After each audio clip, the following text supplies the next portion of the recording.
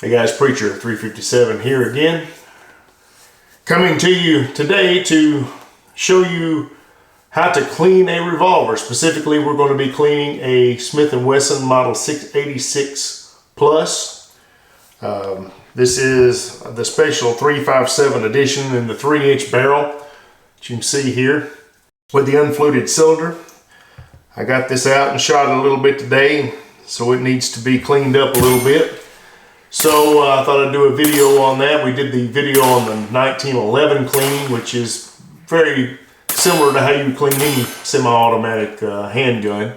The breakdown is different than, say, a Glock or a M&P or one of the more modern firearms, but once you get them apart, they clean the same way, basically, with only a few minor differences, really.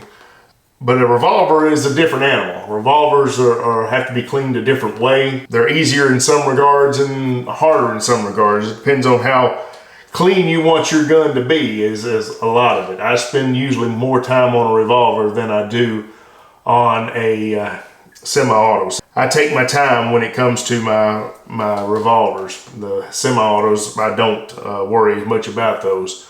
But I like to, especially my stainless. You know, the blued guns I'm not as concerned about as the stainless, because the stainless really shows the carbon buildup when it's on there. So I want to get it clean. And so I thought I would do a video today showing you how to clean a Smith & Wesson revolver. It's going to be pretty well the same for most revolvers, though. Smith & Wesson and Colt are very similar. Your Taurus are very much like your Smith & Wesson's. Ruger is the one that's a little bit different. You can't break it down as easily as you can a Smith & Wesson or a Colt. You can't just take the cylinder out and take the crane or the yoke, if you want to call it that, whichever you Smith & Wesson calls it a yoke. Colt calls it a crane. You can't just take that apart on a Ruger without taking the whole assembly apart, and it's a little bit different. The Ruger is, I guess you could say, it's somewhat modular in its design that makes it different than a Smith & Wesson, and maybe we'll do a video sometime explaining the differences between the two, the pros and the cons and all of that. But I thought I would take the time now to do this video and show you how I clean my revolvers. And so the first thing we're gonna get started, we gotta start taking some of this stuff apart here. We'll take the cylinder latch off here, the cylinder release latch thing here off. I didn't turn it far enough. Set that to the side where we won't lose it. And we'll take the grips off. I always like to do that if at all possible. Some of the ones that I've got like Hogue mono grips on, they're a little harder to get off. You kind of have to have a little tool to pry them off, and I don't like to take them off very often, so I don't deep clean the ones with the Hogue mono grips on them that much. Of course, I don't expect them to get any rust underneath there, but just the same, you like to clean them every so often and get some lubricant in there as well to protect the metal. So I'll take the grips. These are the grips that came with it, the 357 grips, which are made by Altamont. They're a style of Altamont grip. So we've got that off. Now we'll turn it to the other side, and this is the yoke screw here. Excuse me. And we'll unscrew the yoke screw. This is what holds the cylinder in place. And then we'll use our cylinder release there, which you can use even though you don't have the latch on there. And we'll slide that apart. And this is basically what you would call field stripped, if you really want to call a revolver field stripped.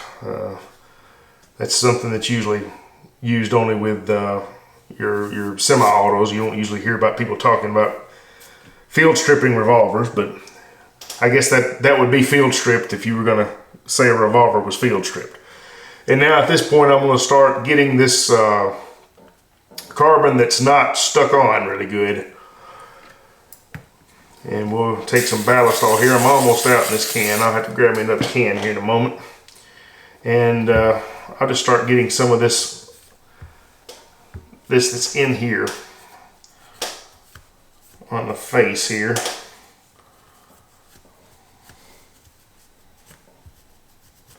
We'll just get as much as we can off by hand without doing any scrubbing or anything.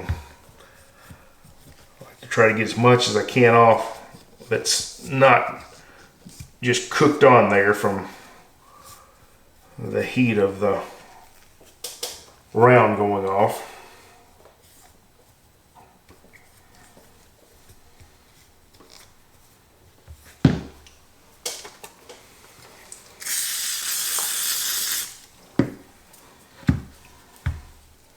Front here underneath the forcing cone, around the forcing cone, it gets really caked on here, really baked on here. A lot harder to get off this part.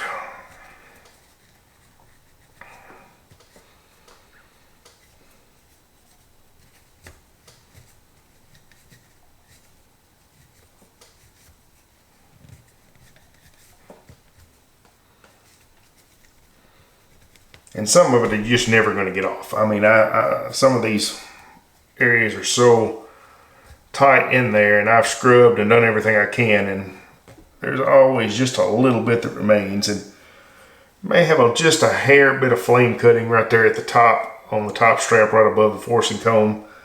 It looks like it's mostly just lead buildup though.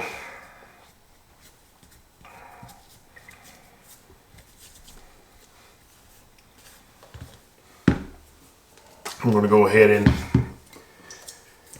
get some ballast oil in the cylinders here.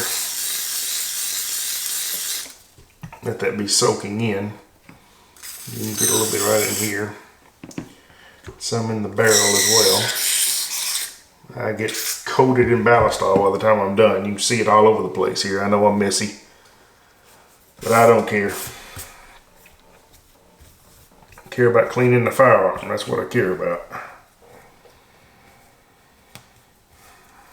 I do not like to put my guns up into the safe with carbon still on them. It just drives me insane. Some people don't clean them out every time they shoot them. Some people will wait 1,000 or however many rounds before they ever bother even cleaning them, and they'll just put them back up. I guess if you were going to use them constantly, that would be all right, but it just bugs me. I'm a little bit particular about that myself. And when you have more than one gun, obviously, when you have several that you shoot and you rotate between a lot of different ones, it may be a while before that particular gun comes back out of the safe, even if you're shooting all the time. So I like to try to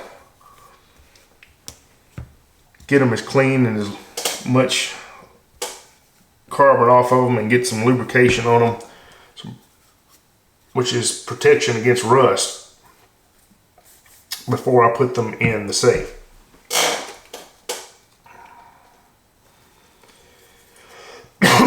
And we'll continue on here. We're getting some more of the loose stuff off of the yoke here, or the crane, whatever you want to call it.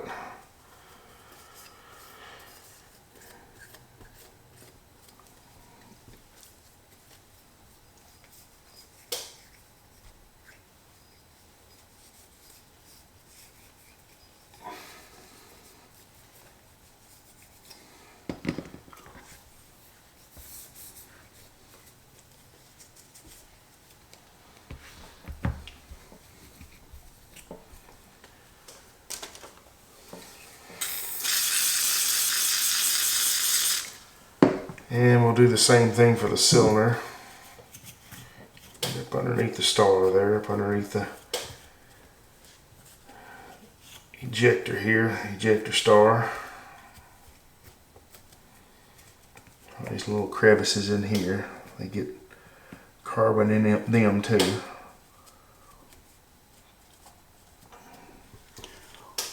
Trying to get down in there.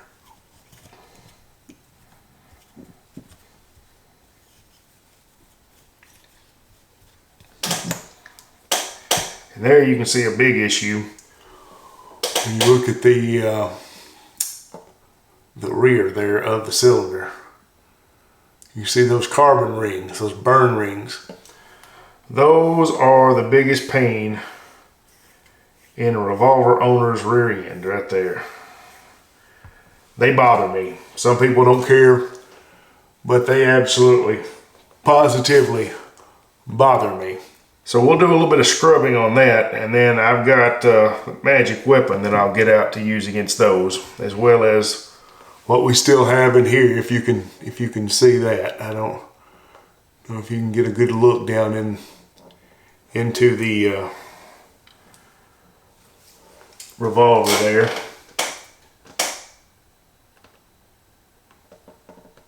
See around the forcing cone. But we'll first start with a little elbow grease on it. Just go ahead and spray it the outside of a ballast stall. And then we'll start scrubbing it. Now I'm not going to get it completely clean with this. You can, but it takes forever. I just want to knock it down a little bit. Get what I can off there that's not stuck too bad. And then we'll use our magic weapon on the stuff that is really bad.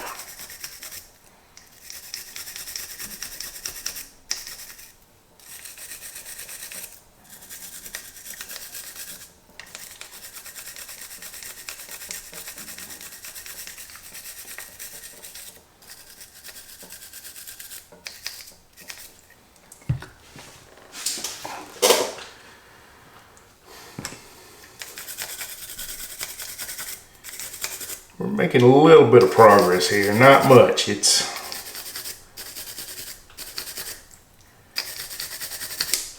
But I don't have to get it all off of this. I just want to knock it down a little bit where it's not quite so bad.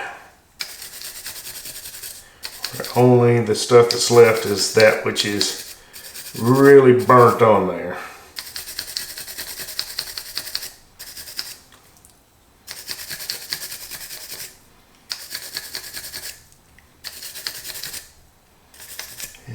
Starting to really get there. Alright, I'm going to say that's good enough with that. I'm going to get down inside here with the brush a little bit too. Knock this down a little bit.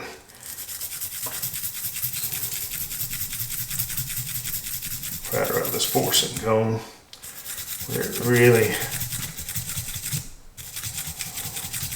gets baked on, because that's where the brunt of those forces, where you really see it baking on the carbon. Around the forcing cone and then the front of the cylinder as well, because they're right there together when the cartridge fires.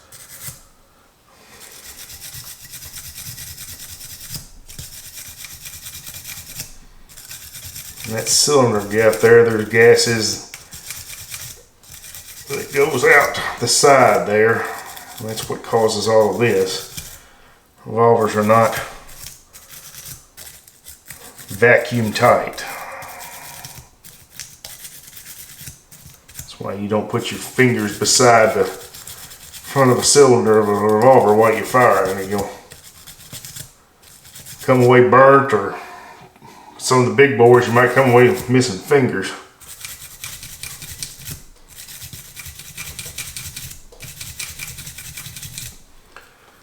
Yeah, we're making some progress there.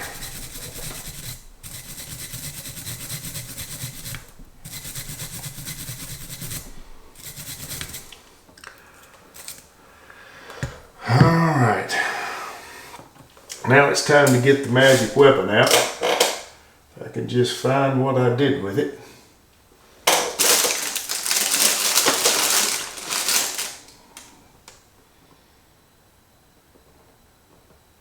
I can remember where I put it.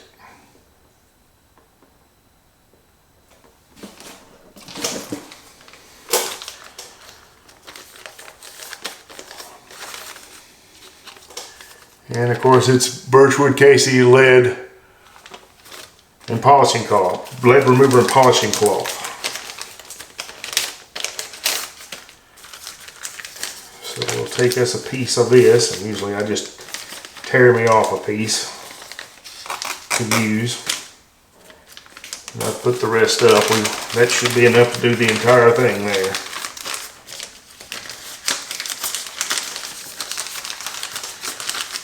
I used to have these lead remover cloths that were already pre-cut. They were a little more expensive, but it was really nice to have it done for you up ahead of time and in a packaging that kept them separate like that.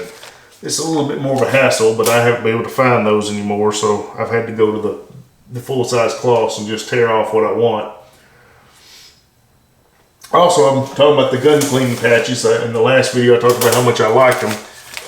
These are the gun cleaning patches I was referring to, the Birchwood Casey. Gun cleaning patches, 38 to 45 caliber, texture to enhance scrubbing power. These are amazing. These are awesome. These are by far the best gun cleaning patches I have ever used. It's not even close. I don't feel like I can even clean a gun correctly if I don't have them. Everything else feels inadequate. So we're going to start first on the cylinder here. And you can see on the cylinder the burn rings are still there, but not as prominent as they were. But we will start using the lead remover cloth. Hopefully that's something that you can see how quickly it's working. It's not instantaneous, but I think you can see there that it is making a difference.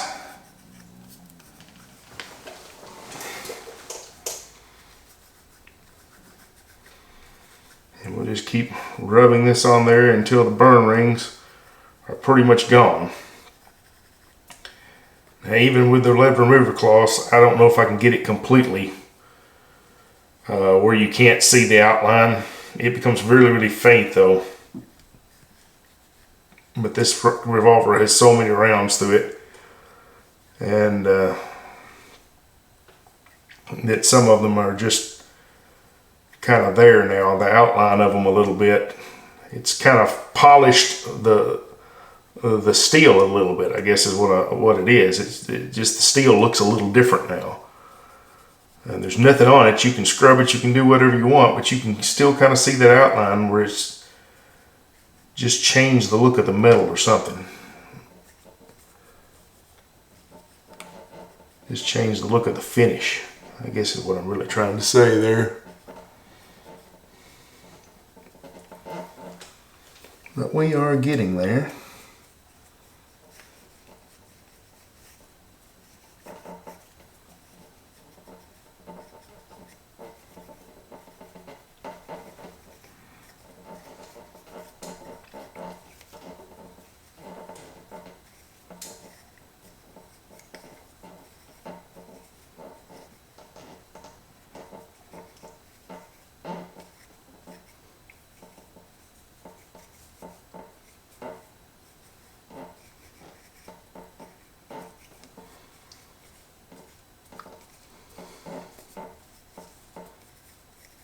It's pretty much got that. And what I usually do is I go ahead and spray it one more time because I don't have enough ballast all over everything yet.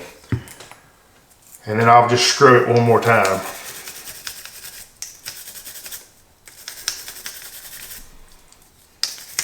Because I have nothing better to do, I guess. This is what I always do.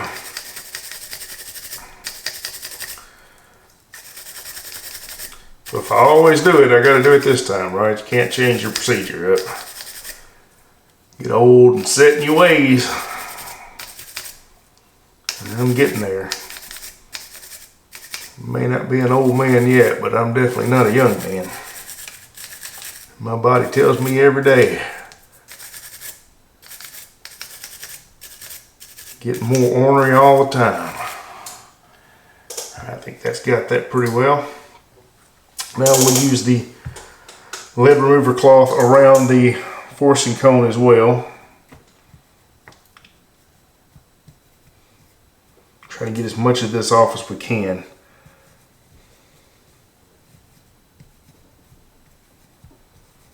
Now obviously if you want to put hours into it, or if you want to use some type of polish like flitz or something like that and get a Dremel out or whatever else, so you could do all kinds of things. Some people like to put a high polish on their guns anyway. I'm not one of those. I'd rather just keep the original finish, and I kind of like the brush finish on a stainless revolver myself.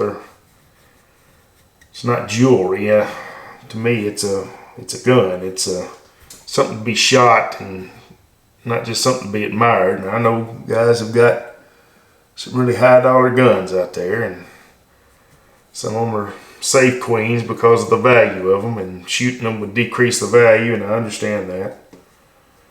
And if that's what you like, more power to you.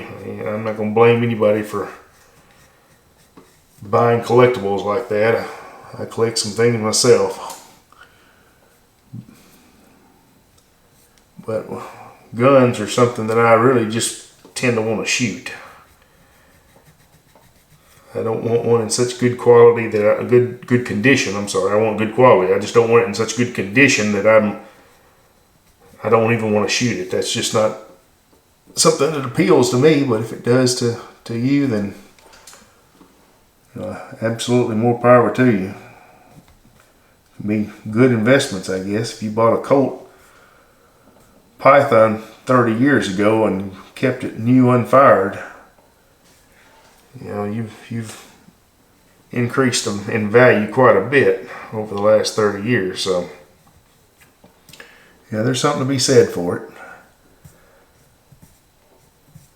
And some guys, when they shoot their guns, they want to return it to that look. They want it to be absolutely pristine, and I try my best within reason. But I'm not going to get the Dremel out.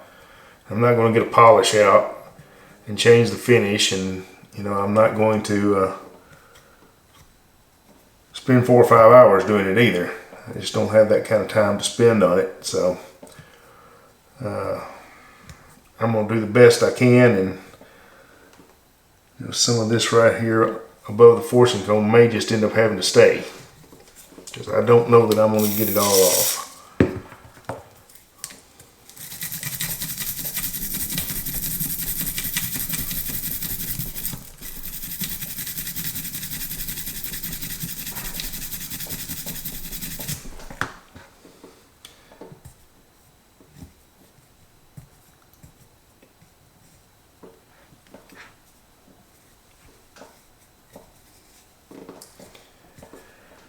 I think I've done just about all I can do.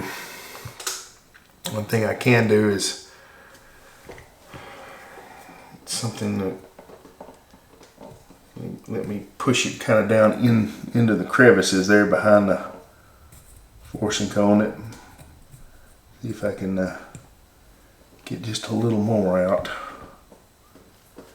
I definitely want to get as much off as I can.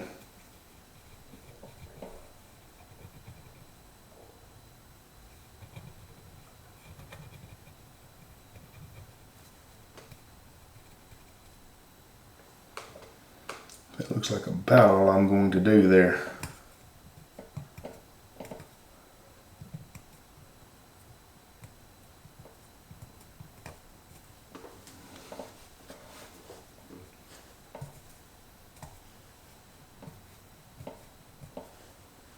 And the lead remover cloth's not making a dent on it, so.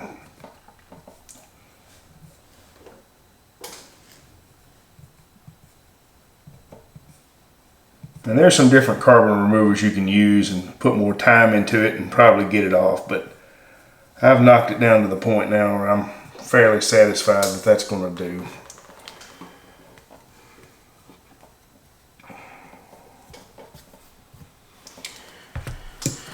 Alright, on the crane here, there's usually a little bit baked on it as well.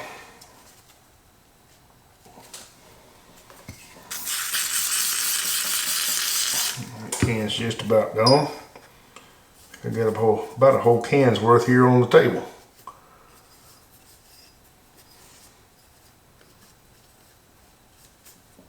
That should smell really good for my wife when I get back to the house too. Ain't nothing like the smell of ballast. So I tell her it's the smell of happiness. Because if I smell it, I've been shooting guns, and that makes me happy.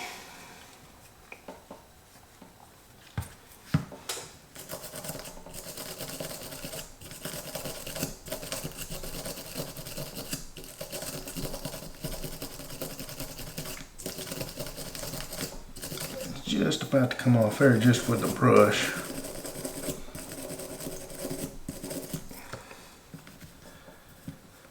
Just hit it with this a little bit and finish it up.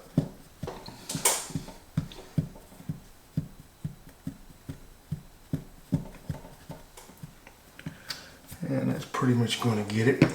Now we just got to clean our cylinders and our barrel.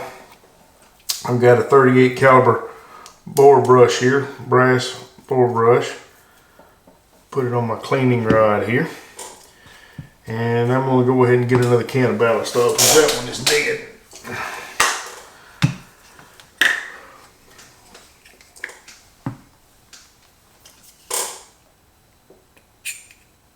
Alright. We'll just spray a little bit in the cylinders here. And take this brush and go to town on it. Scrub her real good. All 7 cylinders. This is a 686 plus, so it's not a 6-shooter. You count, there's 7 cylinders. 7-shot 357 Magnum. My favorite caliber. My favorite chambering, I should say. Not favorite caliber, but favorite chambering. Because if I really had to choose a favorite caliber, it might be 38 Special. But the 357 shoots both. So I like the 357 chambering better because it gives me that option of shooting the Magnums or the Specials. The 38 Special is one of the nicest cartridges to shoot. It's pleasant, it's accurate, but it's still powerful enough to feel like you're shooting something. You know, with a 22, I love 22s. 22s are fun to shoot. There's no recoil, but almost at the same time, it almost feels like you're shooting a pellet gun. You know, it just lacks a little something because it is such a small caliber and so weak that it just doesn't have the same level of, I guess, excitement, for lack of a better word. It just doesn't do as much for you in a lot of ways. Now you can shoot a ton of rounds, and that's always great. So there's definite benefits to shooting a 22. It's cheaper, and you can shoot a ton of rounds and not break the bank necessarily. But well, at least that used to be the case. You know, even 22's got expensive these days, but it's still less expensive than 357 Magnum or 38 Special for sure. That's when you can find it. It's way too high now. Luckily, I still reload, and I have reloading supplies that I've relegated basically just to those calibers. I'm not reloading any of the ones I can find right now. The 9mm and 45s, I'm kind of staying away from reloading those at all because I can find those, and you still can't find all your components to reload. So pretty much having to make do with a lot of stuff that I've had stocked up. So I'm pretty much sticking with just reloading the less popular calibers, I guess you could say. Because as popular as 38 and 357 are, they're not as popular these days as your semi-auto cartridges. You know, 9mm and 45 are your two most popular pistol cartridges. 40 used to be one of them, but it's kind of waned. Though it's probably still more popular than 357 or 38. 380, you know, has had something of a resurgence. But you can sort of find it a little bit. So I just really have not been reloading those cartridges. The Revolver cartridges are what I've pretty much stuck with. Your 357, 38 Special, 44 Special, 44 Magnum, 45 Colt. You know, those are the ones I'm really going to concentrate on. You know, 454 Casull and 460 Smith & Wesson, though I don't shoot a lot of those rounds, so I don't have much need in reloading those very often. Alright, now we've just got to scrub out this barrel. I'm going to shoot a little bit more in there.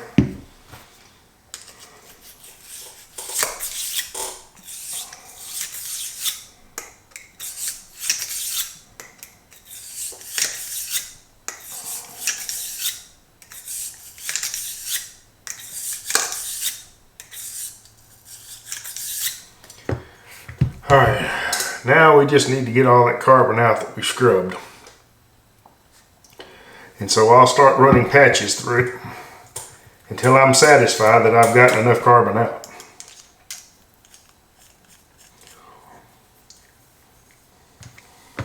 And of course I'm going to spray the patch with ballistol before I stick it through, because there's no such thing as enough ballistol.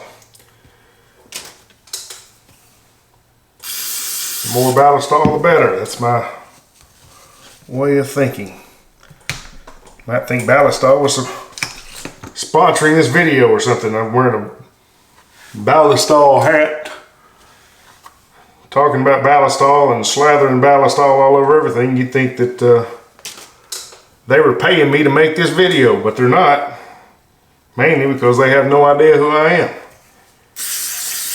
As of this moment, I've got like a baker's dozen of subscribers, so I don't think it would be very wise for them to spend money on my videos. Can't blame them for that. But if anyone should ever want to pay me to make videos, I'd be more than happy. I look forward to the day I can be a corporate shield. Just joking. It's a phrase that gets thrown around quite a bit in the gun community now that kind of irks me. I've got a lot of these guys doing gun channels that do them full time, and we're depending on YouTube. They had agreements with YouTube, and YouTube made changes just out of the blue, and it just keeps moving the goalpost on these guys, and they have to, you know, this was their livelihood. And they were doing a very good service for the gun community, I believe, as well. And so they've had to look at other ways to make a living, to keep afloat. And so we shouldn't be so judgmental of them for finding ways to feed their families. Just because you're doing paid endorsements or what have you for certain products doesn't mean you're necessarily going to be someone who lies, or that you're not being honest about things you say. You can still have integrity and make a living. As I told Don Porter one time, also known as Such, which I've met him one time, talked to him online a few times. I'm actually a patron of his. Apologize, I've had a little bit of a cough here since the weather has changed. Anyway, I was saying I was talking to Don Porter, Suits Double Alt, about that, and people at the time were giving him a hard time about the fact he was taking, you know, guns from places or whatever it was he was doing. I don't remember. I don't even remember exactly what the issue was whatsoever, but I told him, I hope you get rich. Some of these guys are just so upset that one of these gun channels might be making money, that they might not be starving to death doing what they're doing. And the way I look at it is, if the guy makes money doing it, he's going to keep doing it. If I like what he's doing, then I want him to keep doing it. So why wouldn't I want him to make money off of it? I mean, the only answer for why you wouldn't want him to make money is that you're just envious. You know, that green monster. Envy is a terrible thing. Envy is what's led to a lot of the problems we've had in this world, and not just in personal relationships, but, you know, in the political realm as well. You know, this doctrine of envy is just terrible. that gets thrown around so much. If someone else is successful, if they bring a product to market, or they design something, or they offer a service that everyone wants and people are willing to pay for it, and they can make money off of it, be happy for them. You know, don't feel like you've been slighted if you haven't, you know, done what they've done. You know, and so I told Such, I hope he made $1 million. I hope he got rich. Because if he's making money doing it, he'll keep doing it. If they're, you know, if someone is providing a service that I like and they're not making money, they're going to go out of business, and then I'm not going to have that person to provide that service. So it makes no sense for me to be envious of someone on YouTube or anyone really, for that matter. You know, Elon Musk is the richest man in the world, and, you know, more power to him. Good for him. I'm glad. You know, the only time you really are upset is if it's truthfully a situation where the person got rich off of fraud or cheating people. But so often people just assume that if you are rich that you cheated someone or that you've done something bad, and that's just ridiculous. You know, free market economics works based on voluntary trading. You've got something I want, and I've got something you want, and we make a trade. That's free market economics. And often what we trade now is we don't use the barter system in the sense of trading chickens or goats or whatever. We trade units of currency, whatever currency that may be. And that's how we do our trading. But there's still voluntary transactions that are occurring. And so if someone is offering a product to the market and people are willing to buy it at the price they're willing to sell it, then I'm not sure how anyone can be upset about that. Now, obviously in situations like with medicines, you know, some people feel like, you know, when it's your health that's on the line, you don't have much choice. And so if they want to charge a lot of money, you know, more than what the market would call for, you have no choice but to pay it. And maybe there is a little bit of truth to that. But obviously, if you can't pay it, it does the pharmaceutical companies or you know, the medical profession no good for you to not get the treatment and to pass away, because then they get no money. So they can't price it so high that you can't pay it. And what's happened actually is that we have such a regulated market now in healthcare between, you know, the insurance companies and the government that's really created a situation where the free market is not really working, because there's systems in place to allow the charging of rates higher than the market can sustain on its own. So I'm going to stop with that. I think I've pretty much got this revolver clean now. And I've gotten on my soapbox, and I think I've said enough and probably bored everybody to tears with it. But we'll put this back together. First we'll start here. Stick this back in. Got a little bit of mess here from the ballast all here. I have to get a towel and clean all this up. I am such a messy person. I can't help it. It's just the way I am. And we'll put our release on here.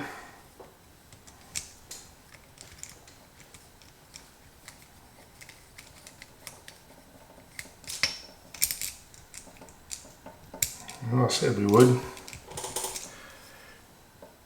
After all the trouble I had putting everything back together on 1911, I thought it was going to go a lot smoother on this one today.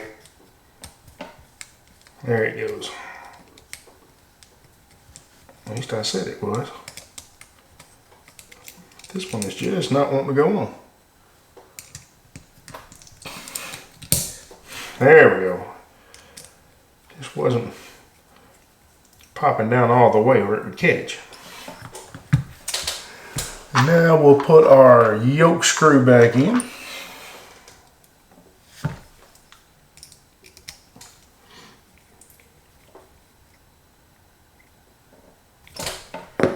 And now I'm going to ballast all the grips, just like I did with the panels for the 1911. This ballast all was designed for the German Army back around the turn of the 20th century. And it was made to take care of the guns, but not just the metal parts, but also the wood and the leather of the holsters as well. So it's an all natural product as well. It's really good stuff. All right. We'll put our grips back on here.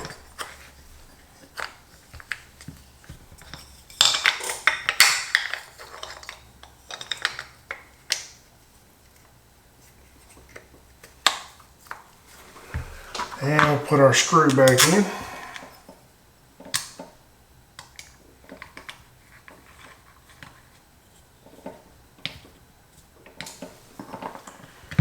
And now we'll make sure everything is working.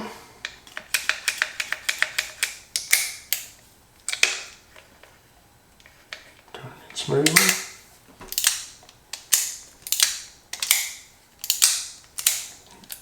Double action works. And there we go. We have a Smith & Wesson Model 686 Plus that is now clean and ready to be put back up in the safe. Oh, one other thing I need to do is check on the top strap here. These will come loose a little bit on you. These screws will back out a little bit. It had just a hair, not much.